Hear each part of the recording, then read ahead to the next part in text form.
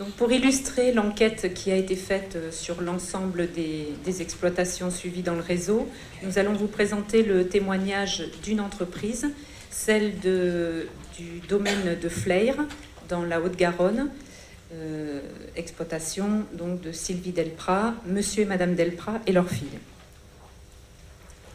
Donc une présentation rapide de la structure, une surface totale de 125 hectares, 35 hectares de culture et culture céréalière et culture pérenne, ce qui nous fait une surface fourragère de 90 hectares, la totalité étant en herbe, avec 36 hectares de pâture, 49 hectares de foin et 5 hectares de paddock.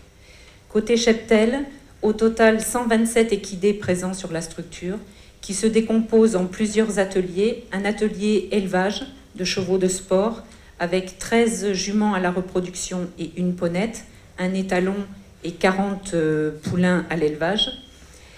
Un club, un centre équestre, avec 13 chevaux, 13 poneys C et D et 13 poneys A et B, ce qui nous fait un sous-total de 94 équidés.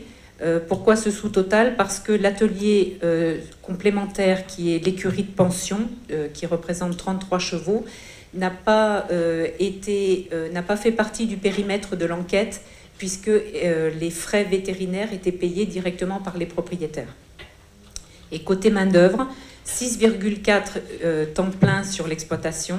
Donc la fille de Madame Delprat, qui est exploitante, 2 bénévoles, monsieur et madame Delprat, retraités, mais qui contribuent largement en temps plein de l'exploitation, et 3,4 temps plein de salariés, dont un salarié à temps plein sur l'élevage et un salarié à temps plein sur le BPGEPS, sur le centre équestre.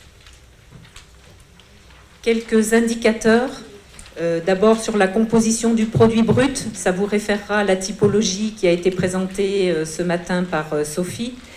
Donc l'enseignement représente 36% du produit brut de l'exploitation, la pension 31%, l'élevage 21%, l'étalonnage presque 7% et divers, donc les ateliers, culture et autres pour 5%.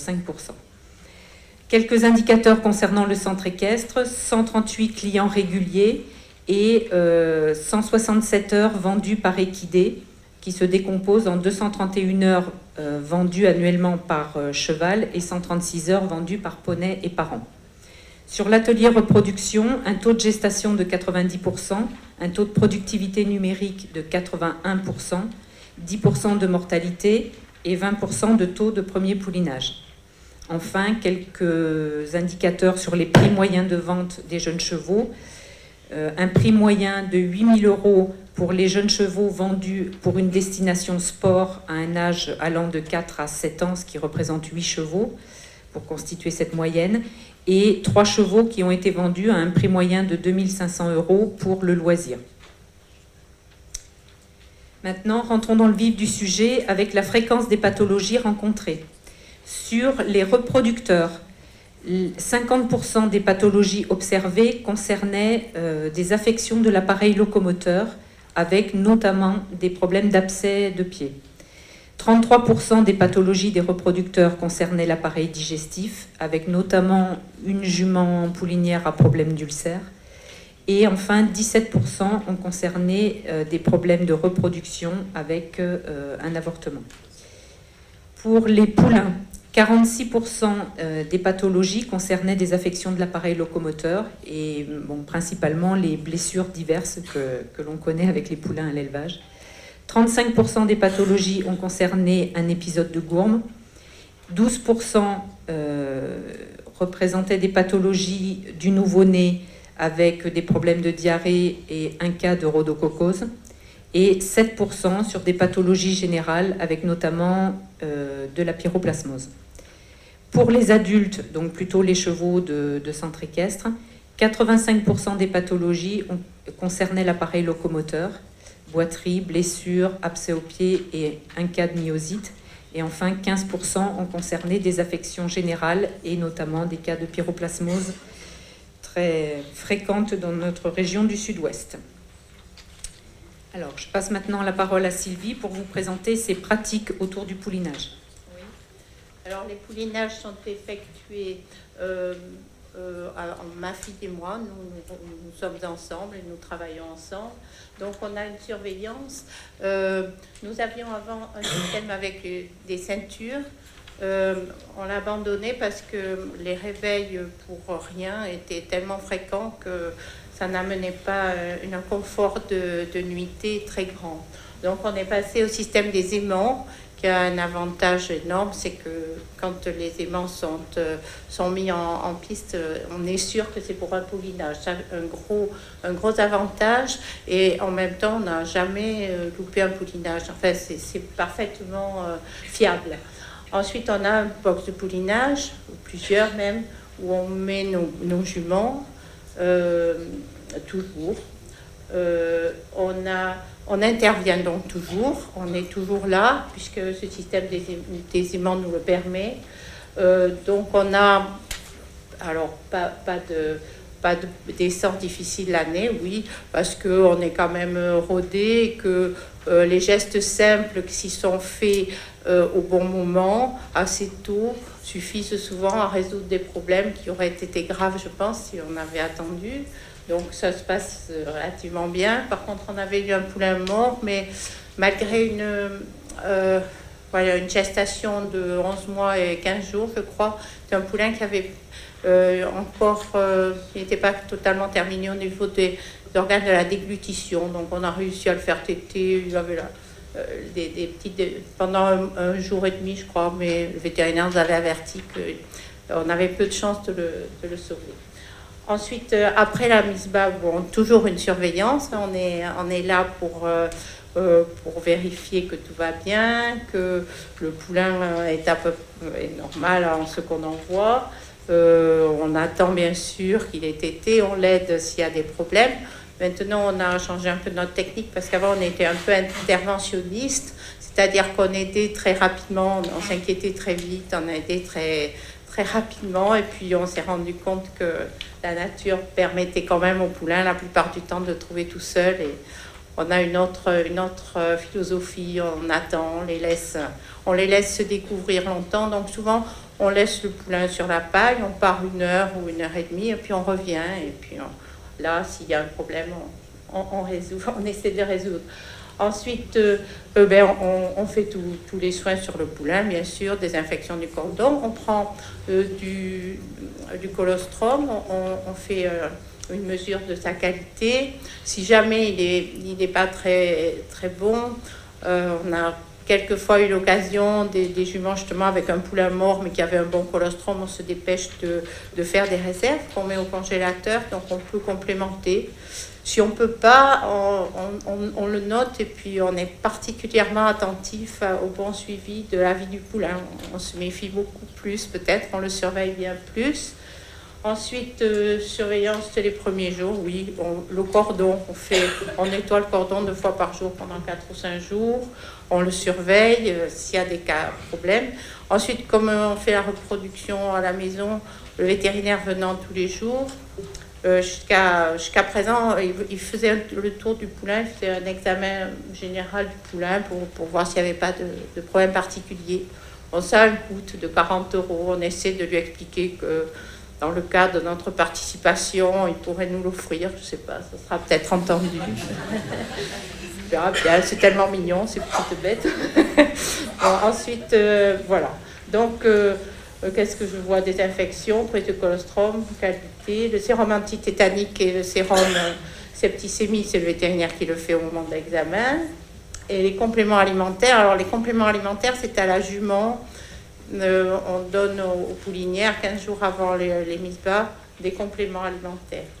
Alors, on le fait par économie, parce qu'on essaie terriblement de baisser les coûts de toutes nos ateliers. On le fait que sur les vieilles juments ou juments à problème, etc. Donc voilà, au niveau de la repro, du poulinage, pardon.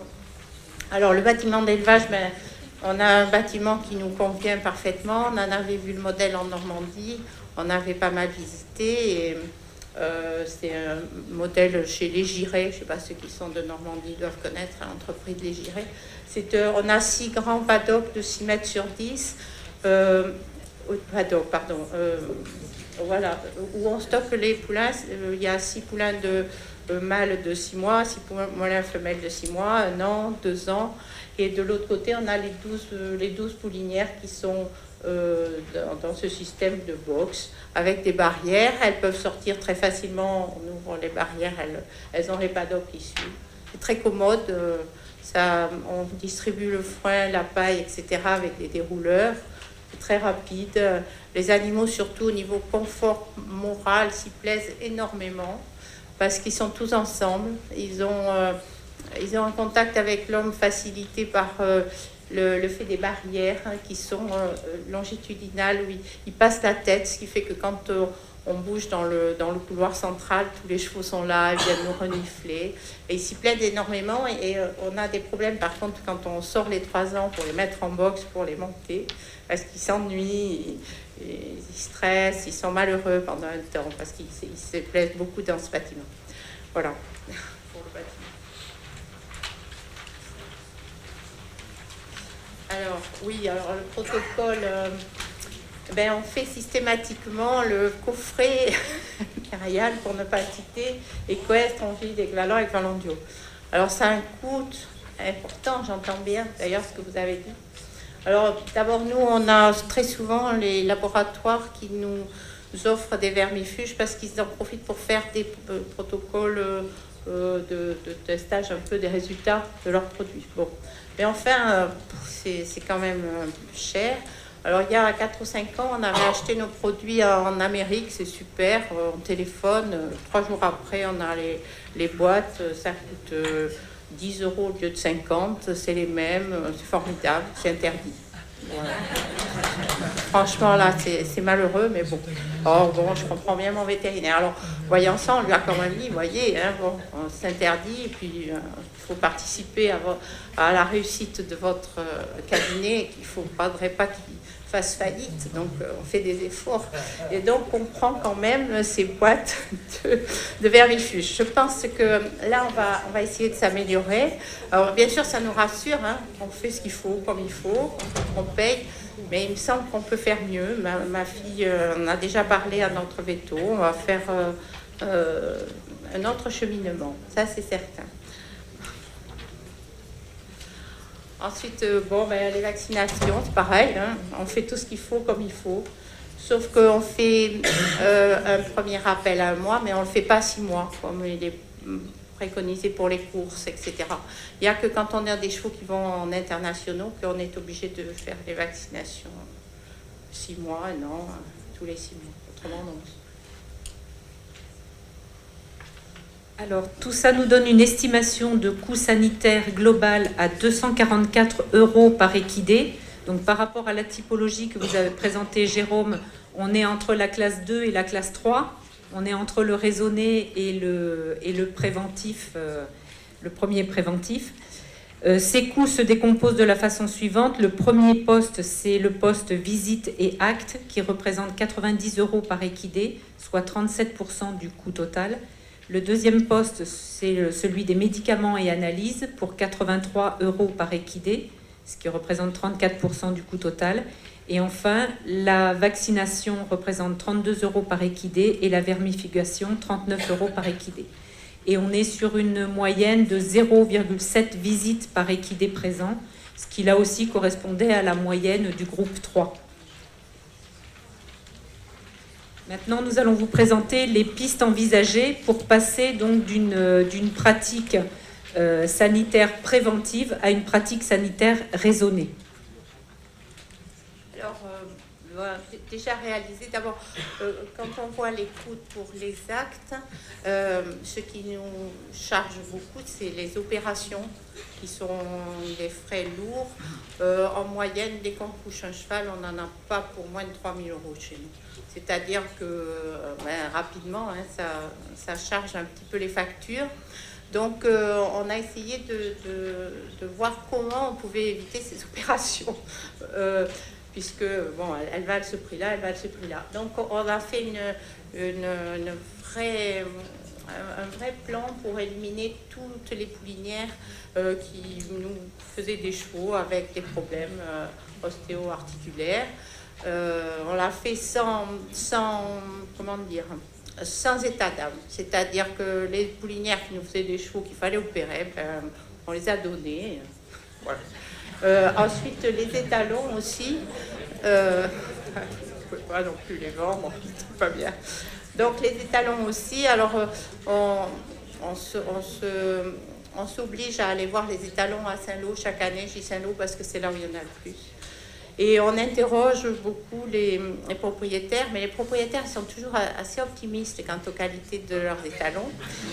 Par contre, ce qu'on fait, on essaie d'interroger les propriétaires d'étalons sur les talons de leurs confrères. C'est bien plus instructif.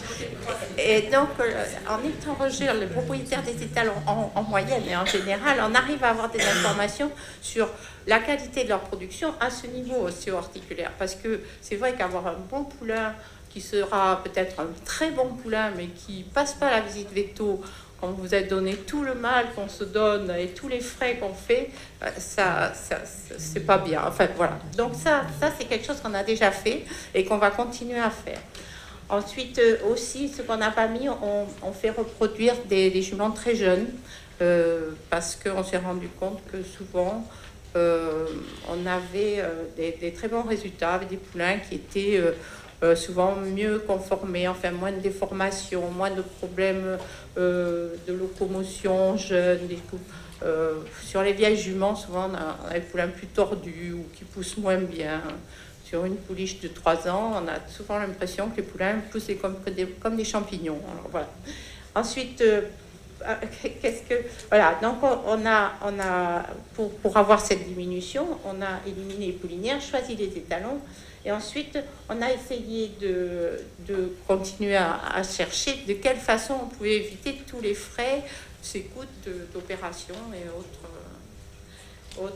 Alors, on s'est dit que ce qu'il y a aussi en élevage, et ça c'est pas du tout en centre équestre, mais en élevage, c'est les accidents.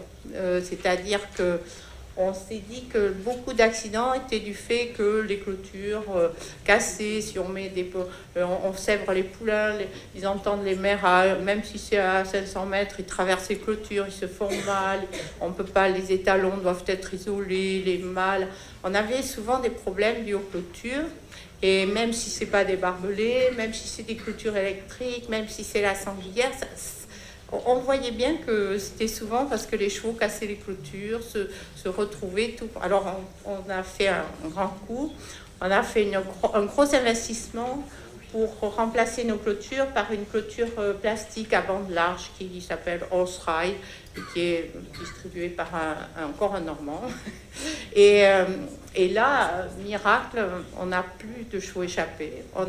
Même si les chevaux bondissent dans la clôture, la traversent, font un roulé-boulé dessus, un roulé-boulé dessous, ils sortent de là, 0 frais veto. Et ça, c'était quand même formidable. Alors, on a encore quelques blessures, par coup de pied, par des chevaux qui peuvent avoir des foulures dans un pré et tout, mais on a diminué énormément nos blessures. Alors ça a deux effets, c'est que au niveau des frais vétérinaires, et 2, au niveau des ventes de nos poulains, un poulain non accidenté a plus de chances de mieux se vendre qu'un poulain qui a été fortement accidenté. Voilà, ça a été notre... Après, voilà. Alors maintenant, on va faire cette vermifugation raisonnée. Hein. On va essayer de voir ça avec notre veto, et je pense qu'on va y arriver. Comme ça, je crois que ça va être... C'est parti. Alors après, pour encore réduire ces frais vétos, alors là, je suis désolée, j'ai appris qu'il y avait des vétos dans la salle. Je continue. Alors, on a décidé d'acquérir de l'autonomie dans la décision des soins. C'est-à-dire, un veto arrive, il y a un problème. Il le regarde, il nous dit, voilà, on va faire ça, ça et ça. Première question, combien? Un devis. Première chose. Combien? Parce qu'il faut qu'on puisse évaluer. Nous, on a des... Notre veto, c'est un spécialiste. Il a une clinique équin uniquement. Donc lui, il a l'habitude, ce qu'il fait, parce que c'est un bon veto, il fait au mieux pour guérir au mieux. Bon. Sauf qu'il y a des fois où ça ne sert à rien de guérir au mieux dans certains cas. Donc on demande d'avoir un devis et ensuite est-ce que ça vaut le coup ou non de prendre cette solution chère? Est-ce qu'il n'y a pas une solution moins chère qui permettra peut-être à un cheval d'avoir une grosse cicatrice ou voilà, mais qui va nous coûter 200 € de moins? Ou bien est-ce que cette opération-là, est-ce que votre cheval a un bout d'os? Bon, très bien. Si c'est un cheval qui a de l'avenir, oui, on opère. Si c'est un cheval qui n'a pas d'avenir et qui est peut-être plutôt meilleur en balade qu'en concours épique, on va dire non. Et on fait ça à tout moment.